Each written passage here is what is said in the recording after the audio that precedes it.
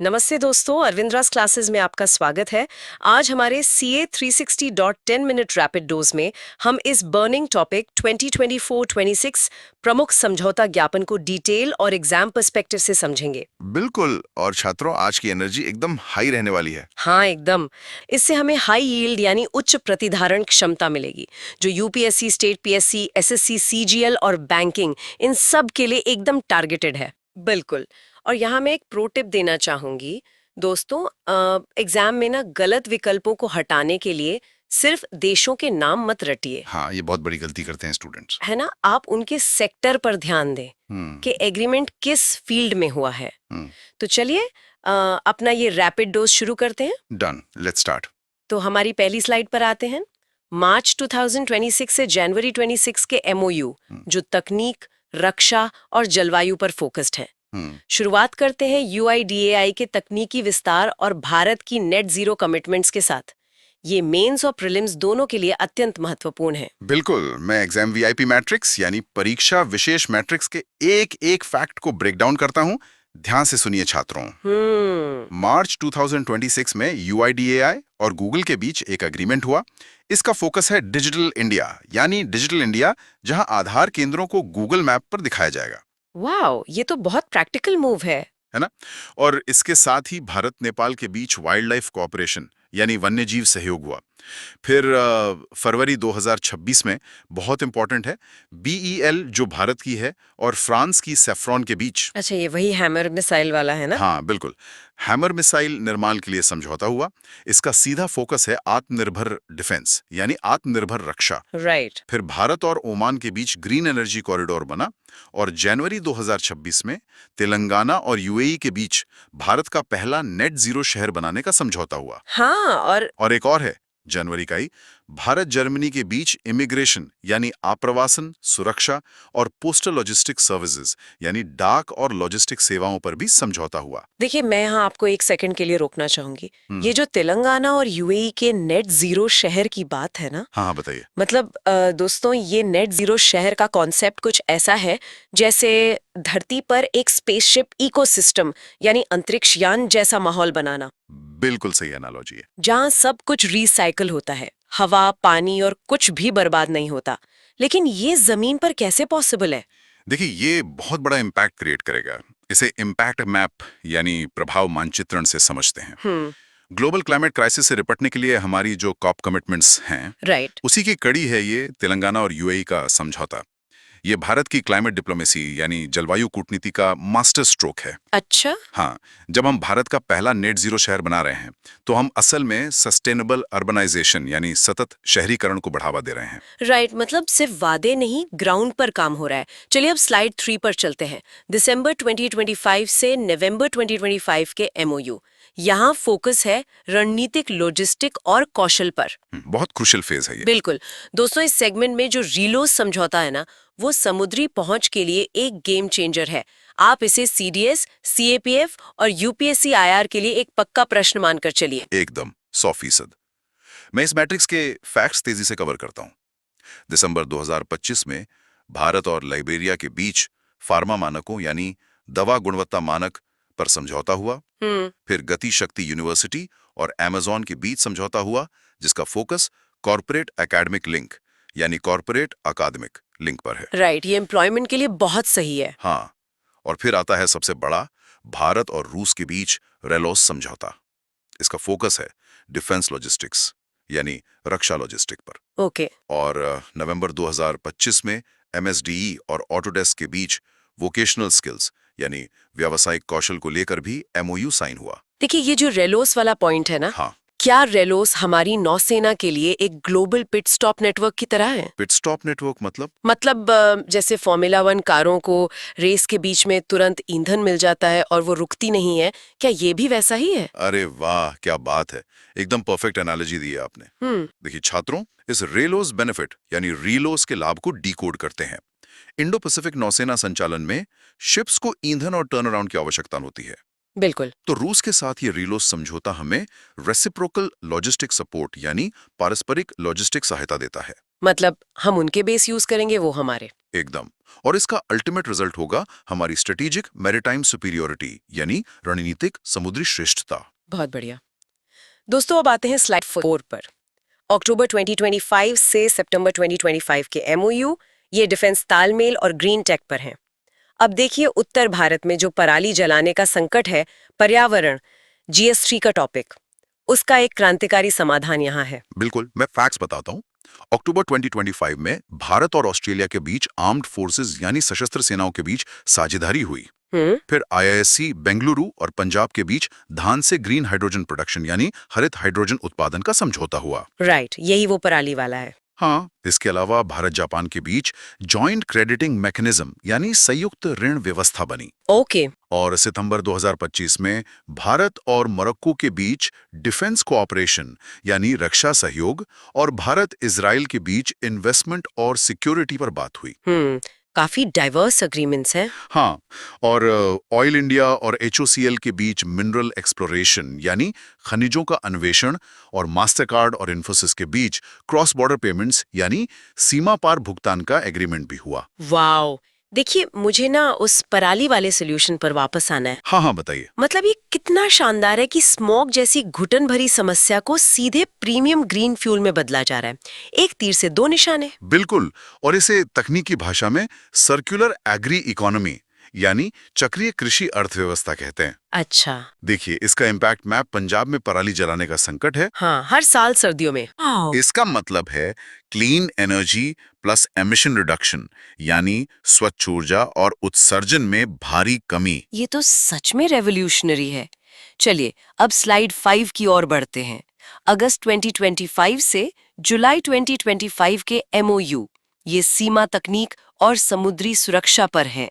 अब हम केंद्रीय सशस्त्र पुलिस बलों यानी CAPFs के आधुनिकीकरण पर बात करेंगे। राइट। मैट्रिक्स देखिए, अगस्त 2025 में भारत और UAE के बीच मैरिटाइम सिक्योरिटी यानी समुद्री सुरक्षा पर अग्रीमेंट हुआ। फिर असम राइफल्स और IIT मणिपुर के बीच बहुत इंपॉर्टेंट समझौता हुआ। हाँ, वो ड्रोन वाला ना। बिल्कुल। फोकस है टेक इन आर्म्ड फोर्सेस यानी सशस्त्र बलों में तकनीक, विशेषकर रक्षा के लिए ड्रोन तकनीक। राइट। और जुलाई 2025 में भारत मालदीव के बीच फिशरीज एंड एक्वाकल्चर यानी मत्स्य पालन और जलीय कृषि पर, और भारत नामीबिया के बीच ट्रेड, हेल्थ और डिजिटल पेमेंट्स यानी डिजिटल भुगतान पर एग्रीमेंट हुए। देखिए ये जो ड्रोन तकनीक वाला पॉइंट है ना असम राइफल्स का, ये ऐसा है जैसे हमने बॉर्डर को एक डिजिटल हॉक आए यानी ऐसी डिजिटल चील की नजर दे दी है बिल्कुल, जो कभी सोती नहीं है। बहुत सही पकड़ा आपने। इसे कहते हैं नेक्स्ट जेन बॉर्डर सिक्योरिटी यानी अगली पीढ़ी की सीमा सुरक्षा। तो ये इम्पैक्ट कैसे करेगा? देखिए, इम्पैक्ट मैप हमारी सबसे बड़ी प्रॉब्लम है पोरस बॉर्डर्स यानी छिद्रपूर्ण सीमा की चुनौतियां। हाँ, जहाँ घुसपैठ आसान होती है। राइट, वहां हमें एरियल सर्वेलेंस यानी हवाई निगरानी की बहुत जरूरत है। तो ये असम राइफल्स और IIT मणिपुर का समझौता हमें उन्नत ड्रोन तकनीक देगा। अच्छा, कस्टम ड्रोन्स। बिल्कुल, जिससे सुनिश्चित होती है हमारी इनहैंस्ड इंटरनल सिक्योरिटी यानी उन्नत आंतरिक सुरक्षा। बहुत ही सॉलिड पॉइंट है। चलिए आगे बढ़ते हैं स्लाइड 6 पर। जून 2025 से मई 2025 के MOU, यहाँ बात होगी ध्रुवीय विज्ञान और ऊर्जा ग्रिड की। दोस्तों, भारत के स्वदेशी ध्रुवीय अनुसंधान पोत और राष्ट्रीय आर्कटिक नीति का यहाँ जिक्र है। विज्ञान और तकनीक प्रीलिम्स के लिए अत्यधिक संभावित है। बिल्कुल, फैक्ट्स नोट कीजिए छात्रों। जून 2025 में भारत और दक्षिण अफ्रीका के बीच सबमरीन कोऑपरेशन यानी पनडुब्बी सहयोग हुआ। और फिर भारत और नॉर्वे के बीच भारत के पहले इंडिजिनस पोलर रिसर्च वेसल यानी स्वदेशी ध्रुवीय अनुसंधान पोत के निर्माण का एग्रीमेंट हुआ। अच्छा। इसका फोकस है ओशनोग्राफी R&D यानी समुद्र विज्ञान अनुसंधान। ओके। फिर मई 2025 में भारत डेनमार्क के बीच 2070 तक कार्बन उत्सर्जन समाप्ति का एग्रीमेंट हुआ। राइट। और भारत नेपाल के बीच cross border power transmission infrastructure यानी सीमा पार बिजली पारेषण अवसंरचना का, जिसका फोकस है नेबरहुड फर्स्ट पॉलिसी यानी पड़ोसी प्रथम नीति। देखिए यहाँ मेरे दिमाग में एक दिलचस्प सवाल आ रहा है। हाँ, पूछिए। भारत जैसी गर्म जलवायु वाले देश को ये आइस ब्रेकर पोत की क्या जरूरत है भाई? अरे मतलब क्या ये रेगिस्तान की गाड़ी के लिए स्नो टायर्स खरीदने जैसा नहीं है? मैं समझ रहा हूँ आपका डाउट। दिखने में ऐसा लगता है, हाँ, लेकिन इसे आर्कटिक और एंटार्कटिक एम्बिशंस यानी आर्कटिक और अंटार्कटिक महत्वाकांक्षाएं के इम्पैक्ट मैप से समझिए। ओके, बताइए। हमें क्लाइमेट चेंज रिसर्च यानी जलवायु परिवर्तन अनुसंधान की सख्त जरूरत है, क्योंकि इसका सीधा असर हमारे मानसून पर पड़ता है। अच्छा, हाँ, लेकिन हमारे पास डीप आइस वेसल्स यानी बर्फ भेदी पोत की कमी थी। हम दूसरों पर डिपेंड थे। Right, right. तो ये भारत और नॉर्वे का समझौता हमें पहला स्वदेशी ध्रुवीय पोत निर्माण करके देगा, जिससे पोलर साइंस यानी ध्रुवीय विज्ञान और एनसीपीओआर को जबरदस्त बढ़ावा मिलेगा। ओ, अब सेंस बन रहा है, वाओ। तो दोस्तों, अब हम स्लाइड 7 पे आते हैं। अप्रैल 2025 से मार्च 2025 के एमओयू। मैं एक नए और महत्वपूर्ण टर्म का परिचय देना चाहूंगी, लीगल डिप्लोमेसी यानी विधिक कूटनीति। ये राजव्यवस्था और अनुच्छेदों के बढ़ते क्षेत्र को दर्शाता है। एकदम सही। मैं मैट्रिक्स को तोड़ता हूँ। अप्रैल 2025 में भारत और इटली के बीच साइंटिफिक रिसर्च यानी वैज्ञानिक अनुसंधान पर बात हुई। हम्म। फिर भारत नेपाल की सुप्रीम कोर्ट के बीच जुडिशियल कोऑपरेशन यानी न्यायिक सहयोग हुआ। फोकस है क्रॉस बॉर्डर लीगल सिनर्जी यानी सीमा पार कानूनी तालमेल। ये बहुत नया एंगल है। हाँ, फिर भारत चिली के बीच disaster management and cultural exchange यानी आपदा प्रबंधन और सांस्कृतिक आदान प्रदान का एग्रीमेंट हुआ। ओके। मार्च 2025 में भारत नेपाल के बीच वाटर सैनिटेशन एंड हेल्थ यानी जल स्वच्छता और स्वास्थ्य, और भारत न्यूजीलैंड के बीच रक्षा और व्यापार पर समझौता हुआ। देखिए, ये जो भारत और चिली का एग्रीमेंट है ना, इसे देखकर मुझे बड़ा आश्चर्य हुआ। क्यों? मतलब चिली की एंडीज पर्वत और हमारे हिमालय, भौगोलिक रूप से तो ये दुनिया के दो विपरीत छोर पर हैं। बिल्कुल, लेकिन अगर भूकंपीय नजरिए से देखें तो क्या ये दोनों जुड़वा भाई हैं? एकदम करेक्ट। आपने तो इम्पैक्ट मैप ही गेस कर लिया।